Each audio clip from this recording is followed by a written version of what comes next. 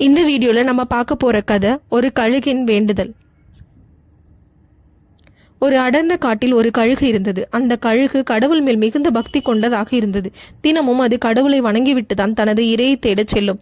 அப்படி ஒரு நாள் அந்த கழுகு இரை தேடச் செல்லும் போது ஒரு எண்ணம் அதனுடைய மனதில் தோன்றியது.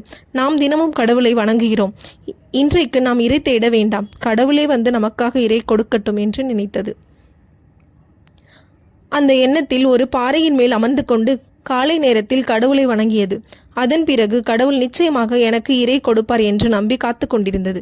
ஆனால் மாலை ஆகிவிட்டது. கடவுள் தருவார் என நினைத்த இரை எதுவும் அதற்கு கிடைக்கவில்லை.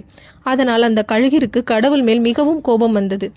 இவ்வளவு நாட்களாக நான் தினமும் உன்னை வணங்குகிறேன், ஆனால் இன்று எனக்கு எதையும் கொடுக்கவில்லையே என நினைத்து கோபத்தில் அந்த இடத்தை விட்டு விலகிச் சென்றது.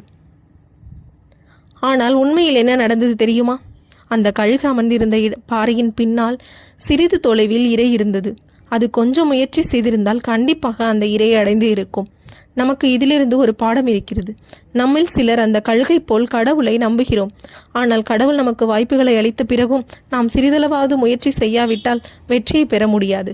கடவுள் கொடுத்த வாய்ப்பை பயன்படுத்தாமல் கடவுள் மேல் கோபப்பட்டு விலகிச் செல்வது போல நாம் சில சமயங்களில் செய்கிறோம். இந்த வீடியோ உங்களுக்கு பிடித்திருந்தால் லைக் பண்ணவும், ஷேர் பண்ணவும், சப்ஸ்கிரைப் பண்ணவும்.